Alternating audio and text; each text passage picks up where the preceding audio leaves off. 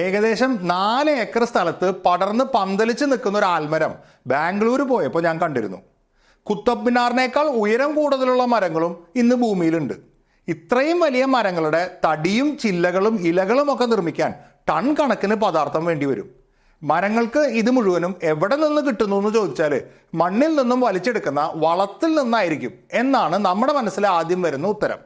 എന്നാൽ മരങ്ങളുടെ മൊത്തം ഭാരം എടുത്താൽ അതിൻ്റെ 10% പോലും മണ്ണിൽ നിന്നും വലിച്ചെടുക്കുന്നില്ല എന്നതാണ് യാഥാർത്ഥ്യം. അപ്പോൾ പിന്നെ ഇലകളും തടികളും ഉണ്ടാക്കാനുള്ള മെറ്റീരിയൽസ് മരങ്ങൾക്ക് എവിടെ നിന്നും കിട്ടുന്നു എന്നത് അതിശയകരമായ ഒരു കാര്യമാണ്. അതുപോലെ തന്നെ വളരെ താഴ്ചയുള്ള കിണറ്റിൽ നിന്നും വെള്ളം വലിച്ചെടുക്കാൻ ഒരു സാധാരണ വാട്ടർ പമ്പ് ഉപയോഗിച്ച് കഴിയില്ല എന്ന് നമുക്കറിയാം. കാരണം സക്ഷൻ എന്ന പ്രോസസ്സ് വഴി 10 മീറ്ററിൽ കൂടുതൽ ഉയരത്തിലേക്ക് വെള്ളം വലിച്ചു കയറ്റാൻ കഴിയില്ല. എന്നാൽ 100 മീറ്ററിൽ കൂടുതൽ ഉയരമുള്ള മരങ്ങൾ ഭൂമിയിലുണ്ട്. അവയുടെ ടോപ്പ് വരെ വെള്ളം എത്തുന്നുമുണ്ട്. മരങ്ങൾ എങ്ങനെയാണ് ഇത്രയും ഉയരത്തിലേക്ക് വെള്ളം എത്തിക്കുന്നത് എന്നതും അതിശയിപ്പിക്കുന്ന ഒരു കാര്യമാണ്. ഇനി മറ്റൊരു കാര്യം നോക്കാം. വളരെ പണ്ടുണ്ടായിരുന്ന മരങ്ങളുടെ അവശിഷ്ടം വളരെ കാലം ഭൂമിക്കടിയിൽ കിടന്നാണ് കോൾ അഥവാ കൽക്കരിയായി മാറിയത് എന്ന് നമ്മൾ കേട്ടിട്ടുണ്ട്. പക്ഷേ ഭൂമിയുടെ ചരിത്രത്തിൻ്റെ ചെറിയൊരു കാലയളവിലുണ്ടായ മരങ്ങൾക്ക് മാത്രമേ ഇത്തരത്തിലുള്ള ഒരു ട്രാൻസ്ഫോർമേഷൻ സംഭവിച്ചിട്ടുള്ളൂ. അതിനു മുൻപും പിൻപും ഭൂമിയിലുണ്ടായ സസ്യങ്ങളൊന്നും കൽക്കരിയായി മാറിയില്ല. ഇതിനുള്ള കാരണവും വളരെ രസകരമാണ്. മരങ്ങൾ ഉണ്ടാകാൻ ആവശ്യമായ പദാർത്ഥം എവിടെ നിന്നും വരുന്നു? 100 മീറ്റർ ഉയരത്തിലേക്ക് വെള്ളം എത്തിക്കാൻ മരങ്ങൾക്ക് എങ്ങനെ കഴിയുന്നു? ഇന്നുള്ള മരങ്ങൾ എത്ര കാലം കഴിഞ്ഞാലും കൽക്കരി ആവില്ല എന്ന് പറയാൻ എന്താണ് കാരണം? നമുക്ക് ഈ വീഡിയോ വഴി ഒന്ന് കണ്ടു നോക്കാം. ഹായ് ഫ്രണ്ട്സ്, സയൻസ് ഫോർ മാസിൻ്റെ പുതിയൊരു വീഡിയോയിലേക്ക് സ്വാഗതം.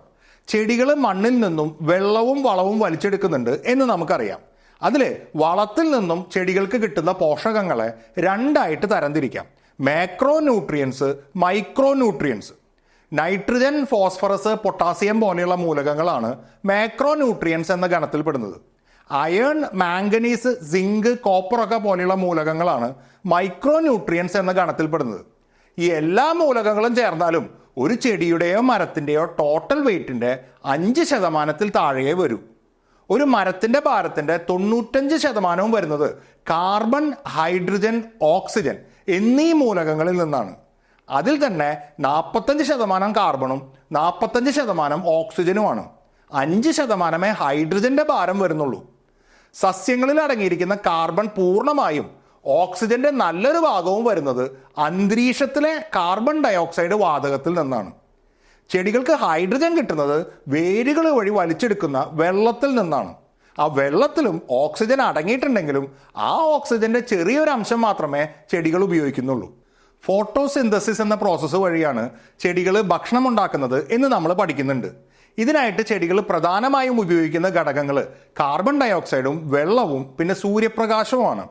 ഫോട്ടോസിന്തസിസിന്റെ ബൈ പ്രൊഡക്റ്റ് ഓക്സിജനാണ്.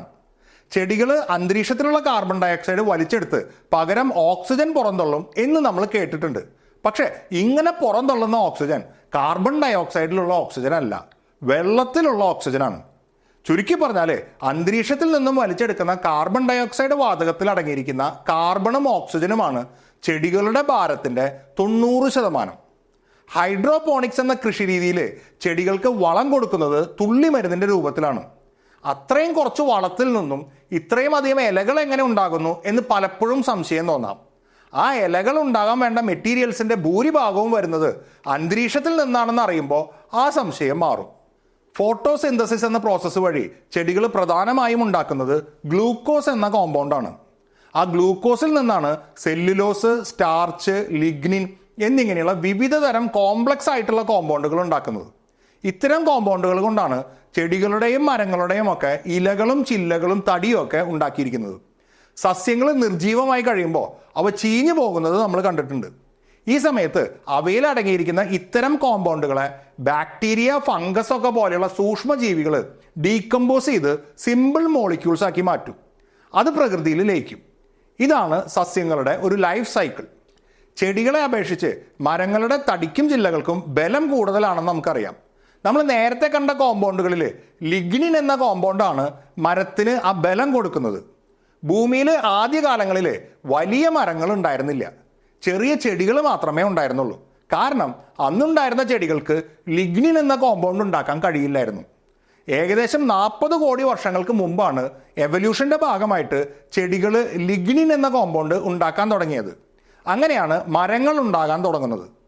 ചെടികളെ അപേക്ഷിച്ച് മരങ്ങൾക്ക് ആ കാലഘട്ടത്തിൽ ഒരുപാട് സർവൈവൽ അഡ്വാൻറ്റേജസ് ഉണ്ടായിരുന്നു. ഒന്ന്, മരങ്ങൾക്ക് കൂടുതൽ ഉയരമുണ്ടായിരുന്നതുകൊണ്ട് അവയ്ക്ക് കൂടുതൽ സൂര്യപ്രകാശം കിട്ടുമായിരുന്നു. രണ്ട്, ഭൂമിയുടെ ചരിത്രത്തിലെ കാർബോണിഫെറസ് പീരീഡ് എന്നറിയപ്പെടുന്ന കാലഘട്ടമായിരുന്നു അത്.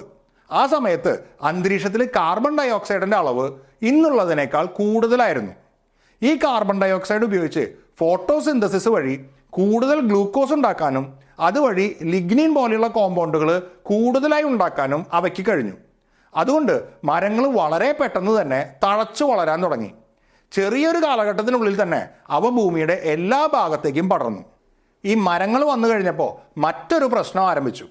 അന്നുണ്ടായിരുന്ന ബാക്ടീരിയകൾക്കും ഫംഗസുകൾക്കും ലിഗ്നിൻ എന്ന കോമ്പൗണ്ടിനെ ഡീകമ്പോസ് ചെയ്യാനുള്ള കഴിവുണ്ടായിരുന്നില്ല. അന്നുണ്ടായിരുന്ന ചെടികളെ ഡീകമ്പോസ് ചെയ്യുന്ന പോലെ മരങ്ങളെ ഡീകമ്പോസ് ചെയ്യാൻ ബാക്ടീരിയകൾക്ക് കഴിഞ്ഞില്ല. അക്കാലത്തുണ്ടായ മരങ്ങളൊക്കെ നിർജീവമായി കഴിയുമ്പോൾ അവയുടെ തടി കേടുകൂടാതെ ഒരുപാട് നാള് കാട്ടിൽ വീണ് കിടന്നു. മരങ്ങൾ ആദ്യമായി ഉണ്ടാകാൻ തുടങ്ങിയ സമയം തൊട്ട് ഏകദേശം 10 കോടി വർഷങ്ങൾ കഴിയുന്നത് വരെയുള്ള ഒരു കാലഘട്ടത്തിൽ കാട്ടിൽ വീണ മരങ്ങളൊക്കെ കേടുകൂടാതെ അവിടെ തന്നെ കിടന്നു. അങ്ങനെ ചീഞ്ഞു പോകാതെ കിടന്ന മരങ്ങളൊക്കെ ലക്ഷക്കണക്കിന് വർഷങ്ങൾ കഴിഞ്ഞപ്പോൾ പലതരം ജിയോളജിക്കൽ ആക്ടിവിറ്റീസിന്റെ ഭാഗമായിട്ട് ഭൂമിക്കടിയിലേക്ക് താന്നുപോയി. ലിഗ്നിന്റെ അളവ് കൂടുതലായി ഉണ്ടായിരുന്ന ഈ മരങ്ങളാണ് പിന്നീട് കോൾ അഥവാ കൽക്കരിയായിട്ട് മാറിയത്. അതായത് ഏകദേശം 38 കോടി വർഷങ്ങൾക്കും 28 കോടി വർഷങ്ങൾക്കും ഇടയിലുള്ള 10 കോടി വർഷക്കാലം ഉണ്ടായിരുന്ന മരങ്ങളാണ് നമ്മൾ ഇന്ന് കാണുന്ന കൽക്കരിയായി മാറിയത്. എന്നാൽ ഏകദേശം 28 കോടി വർഷങ്ങൾക്ക് മുമ്പ് ചില ബാക്ടീരിയകൾക്ക് ലിഗ്നിൻ ഡീകമ്പോസ് ചെയ്യാനുള്ള കഴിവ് ആർജിച്ചു. ഇതും എവല്യൂഷന്റെ ഭാഗമായിട്ട് സംഭവിച്ചതാണ്. ആ കാലത്ത് ഡീകമ്പോസ് ചെയ്യാതെ കിടന്നിരുന്ന ഒരുപാട് മരങ്ങൾ ഉണ്ടായിരുന്നതുകൊണ്ട് ഈ ബാക്ടീരിയ വളരെ പെട്ടെന്ന് തന്നെ ലോകത്തിന്റെ എല്ലാ ഭാഗത്തേക്കും പടർന്നു. ആ ഒരു കാലഘട്ടത്തിന് ശേഷം നിർജീവമായ മരങ്ങൾ ഡീകമ്പോസ് ചെയ്യാതെ കിടക്കുന്ന സംഭവം ഉണ്ടായിട്ടില്ല. അതുകൊണ്ട് തന്നെ അതിനുശേഷം ഉണ്ടായ മരങ്ങളൊന്നും പിന്നീട് കൽക്കരിയായി മാറിയില്ല. ഇന്ന് നമുക്ക് കിട്ടുന്ന കൽക്കരി മുഴുവനും നമ്മൾ നേരത്തെ പറഞ്ഞ 38 കോടി വർഷങ്ങൾക്കും 28 കോടി വർഷങ്ങൾക്കും ഇടയിലുള്ള 10 കോടി വർഷക്കാലം ഉണ്ടായ മരങ്ങളിൽ നിന്നും ഉണ്ടായതാണ്. ഇനി നമുക്ക് നോക്കാനുള്ളത് വളരെ ഉയരം കൂടുതലുള്ള മരങ്ങളുടെ മുകളിൽ വരെ വെള്ളം എങ്ങനെ എത്തുന്നു എന്നുള്ളതാണ്. ഈ ഒരു വിഷയം ഹൈസ്കൂളിൽ വെച്ച് നമ്മൾ പഠിക്കുന്നതാണ്. ചെടികളുടെ ഇലകളിലുള്ള സ്റ്റൊമാറ്റോ എന്ന് വിളിക്കുന്ന ചെറിയ സുഷിരങ്ങൾ വഴി വെള്ളം നീരാവിയായി പോകും. ട്രാൻസ്പിരേഷൻ എന്നാണ് ഈ പ്രക്രിയയെ വിളിക്കുന്ന പേര്. അങ്ങനെ വെള്ളം നീരാവിയായി പോകുമ്പോൾ അത് ഇലകൾക്കുള്ളിൽ ഒരു നെഗറ്റീവ് പ്രഷർ ഉണ്ടാക്കും. ട്രാൻസ്പിരേഷൻ പുൾ എന്നാണ് ഇതിനെ വിളിക്കുന്ന പേര്. ഈ ഒരു സക്ഷൻ മൂലം ചെടികളുടെ തണ്ടിലും വേരിലുമുള്ള സൈലം എന്ന് വിളിക്കുന്ന നേർത്ത ട്യൂബുകൾ വഴി വെള്ളം മേലേക്ക് കയറും.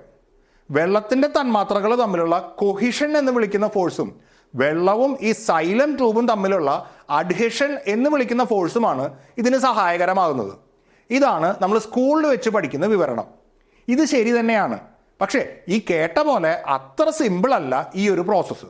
കാരണം സക്ഷൻ വഴി വെള്ളം മേലോട്ട് കയറുന്നതിന് 10 മീറ്റർ എന്ന ഹൈറ്റ് ലിമിറ്റ് ഉണ്ട്. അതിൽ വിട്ട ഉയരത്തിലേക്ക് വെള്ളത്തെ സക്ഷൻ വഴി വലിച്ചു കയറ്റാൻ സാധാരണഗതിയിൽ കഴിയില്ല. എന്നാൽ 100 മീറ്ററിൽ കൂടുതൽ ഉയരമുള്ള മരങ്ങളുടെ ടോപ്പ് വരെ വെള്ളം ഈ രീതിയിൽ എത്തുന്നുണ്ട്. ഒറ്റയടിക്ക് നോക്കുമ്പോൾ ഇത് ഫിസിക്സ് നിയമങ്ങൾക്ക് എതിരാണ് എന്ന് തോന്നും. കാരണം ഇതിൻ്റെ പിറകിലുള്ള ഫിസിക്സ് കുറച്ച് കോംപ്ലിക്കേറ്റഡ് ആണ്. എങ്കിലും സിമ്പിളായിട്ട് എക്സ്പ്ലെയിൻ ചെയ്യാനൊന്ന് ശ്രമിക്കാം.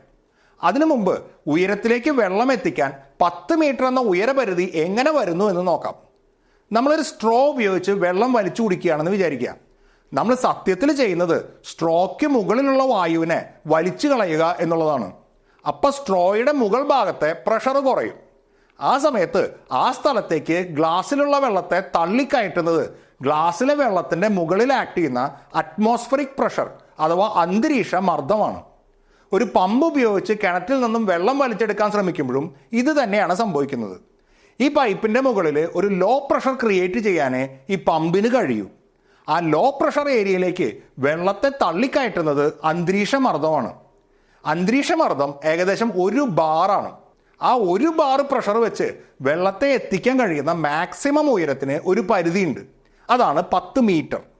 10 മീറ്ററിൽ കൂടുതൽ ഉയരമുള്ള ഒരു പൈപ്പിന്റെ മുകൾ ഭാഗത്ത് എത്ര ശക്തമായ പമ്പ് വെച്ച് വലിച്ചാലും ഈ 10 മീറ്ററിനേക്കാൾ മുകളിലുള്ള ഭാഗം വാക്വമായി തീരുമെന്നല്ലാതെ അവിടേക്ക് താഴെ നിന്നും വെള്ളത്തെ തള്ളിക്കയറ്റാൻ അന്തരീക്ഷ മർദ്ദത്തിന് കഴിയില്ല. മാത്രമല്ല, പൈപ്പിനകത്തെ പ്രഷർ വളരെയധികം കുറഞ്ഞു കഴിയുമ്പോൾ പൈപ്പിനകത്തുള്ള വെള്ളം നീരാവിയാവാൻ തുടങ്ങും. അതുകൊണ്ട് എത്ര ശക്തമായ പമ്പുണ്ടെങ്കിലും സക്ഷൻ ഉപയോഗിച്ച് വെള്ളത്തെ 10 മീറ്ററിൽ കൂടുതൽ ഉയരത്തിലേക്ക് എത്തിക്കാൻ കഴിയില്ല. എന്നാൽ ചെടികൾ ഇത് ചെയ്യുന്നത് വേറെ രീതിയിലാണ്. അവിടെ ഇലകൾക്കുള്ളിൽ നെഗറ്റീവ് പ്രഷർ ക്രിയേറ്റ് ചെയ്യുന്നത് എയർ വലിച്ചു കളഞ്ഞിട്ടല്ല, മറിച്ച് വെള്ളം ട്രാൻസ്പിരേഷൻ വഴി നീരാവിയായി പോകുമ്പോഴാണ്. അതുമൂലം ക്രിയേറ്റ് ചെയ്യപ്പെടുന്ന ട്രാൻസ്പിരേഷൻ പുള്ള് താഴേക്ക് കമ്മ്യൂണിക്കേറ്റ് ആവുന്നത് വെള്ളത്തിൻ്റെ തന്മാത്രകൾ തമ്മിലുള്ള ഇന്റർമോളിക്കുലർ അട്രാക്ഷൻ ഫോഴ്സ് വഴിയാണ്. വെള്ളത്തിൻ്റെ തന്മാത്രകൾ തമ്മിൽ ഹൈഡ്രജൻ ബോണ്ട് എന്ന് വിളിക്കുന്ന ഒരു പ്രത്യേക തരം ബോണ്ട് ഉണ്ട്. ഇതുമൂലം ചെടിയുടെ ഏറ്റവും മുകളിലുള്ള വെള്ളത്തിൻ്റെ മോളിക്യൂള് അതിൻ്റെ തൊട്ട് താഴെയുള്ള മോളിക്യൂളിനെ മേലേക്ക് വലിക്കും.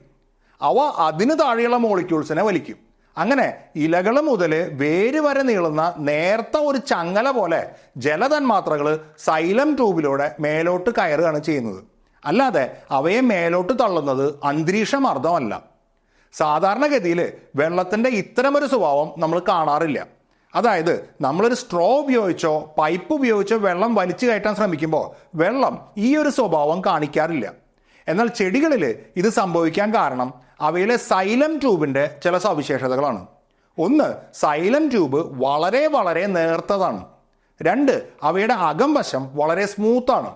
അതുകൊണ്ട് പ്രഷർ കുറഞ്ഞാലും സൈലം ട്യൂബിനകത്ത് വെച്ച് വെള്ളം നീരാവിയായി മാറില്ല. 3, സൈലം ട്യൂബും വെള്ളവും തമ്മിൽ അഡ്ഹഷൻ എന്ന് വിളിക്കുന്ന ഒരു ഫോഴ്സ് ഉണ്ട്. ഇതിനൊക്കെ പുറമെ സൈലം ട്യൂബിനകത്ത് ഇലകൾ തൊട്ട് വേരുകൾ വരെയുള്ള വാട്ടർ കോളത്തിൻ്റെ ഇടയിൽ എയർ ബബിൾസ് ഒരിക്കലും ഉണ്ടാവില്ല. ഏതെങ്കിലും രീതിയിൽ അതിനകത്ത് ഒരു എയർ ബബിൾ വന്നാൽ വെള്ളത്തിൻ്റെ തന്മാത്രകൾ തമ്മിലുള്ള ഫിസിക്കൽ കണക്ഷൻ മുറിയും. അങ്ങനെ സംഭവിച്ചാൽ പിന്നെ നേരത്തെ പറഞ്ഞ രീതിയിൽ വെള്ളം മുകളിലോട്ട് കയറില്ല. പക്ഷേ സൈലം ട്യൂബിൻ്റെ സവിശേഷതകൾ മൂലം അതിനകത്ത് ഒരിക്കലും എയർ ബബിൾ ഉണ്ടായിരിക്കില്ല. ഒരു ചെടി ആദ്യമായി ഉണ്ടാകുന്ന അവസരത്തിൽ തന്നെ അതിൻ്റെ സൈലം ട്യൂബ് നിറയെ വെള്ളം ഉണ്ടായിരിക്കും. ചെടി ഉയരം വെച്ച് മരമായി മാറുമ്പോൾ സൈലം ട്യൂബിൻ്റെ നീളം കൂടി വരും. പക്ഷേ അപ്പോഴും അതിൽ സദാസമയവും വെള്ളം ഉണ്ടായിരിക്കും. സൈലം ട്യൂബിൽ വെള്ളം നിറഞ്ഞിരിക്കാത്തൊരവസ്ഥ ഒരു ചെടിയുടെ ജീവിതകാലത്തിൽ ഒരിക്കലും ഉണ്ടായിരിക്കില്ല. ഇനി അങ്ങനെ സംഭവിച്ചാൽ ആ ചെടി പിന്നെ ഉണങ്ങിപ്പോവേ ഉള്ളൂ. വരൾച്ച വരുമ്പോഴാണ് സാധാരണ ഇങ്ങനെ സംഭവിക്കാറുള്ളത്. ചുരുക്കി പറഞ്ഞാൽ നമുക്ക് തീരെ പരിചിതമല്ലാത്ത വെള്ളത്തിൻ്റെ ഒരു സവിശേഷത ഉപയോഗിച്ചാണ് മരങ്ങൾ 100 മീറ്ററിൽ കൂടുതൽ ഉയരത്തിലേക്ക് വെള്ളം എത്തിക്കുന്നത്. ഈ ഒരു വീഡിയോ വഴി ചെടികളുടെയും മരങ്ങളുടെയും ചില സവിശേഷതകൾ നിങ്ങൾക്ക് മനസ്സിലായി കാണും എന്ന് വിചാരിക്കുന്നു. ഈ വീഡിയോ നിങ്ങൾക്ക് ഇഷ്ടമായെങ്കിൽ അത് ലൈക്കും ഷെയറും ചെയ്യുക. ഇതുപോലുള്ള കൂടുതൽ വീഡിയോകൾക്കായി ഈ ചാനൽ സബ്സ്ക്രൈബ് ചെയ്യുകയും ബെൽ ഐക്കൺ എനേബിൾ ചെയ്യുകയും ചെയ്യുക. ഓർക്കുക, ഒരറിവും ചെറുതല്ല. അറിഞ്ഞിട്ടിപ്പോൾ എന്താ ഗുണം എന്ന ചോദ്യത്തിന് പ്രസക്തിയില്ല. അറിവ് അറിവിൽ തന്നെ പൂർണ്ണമാണ്. Thank you.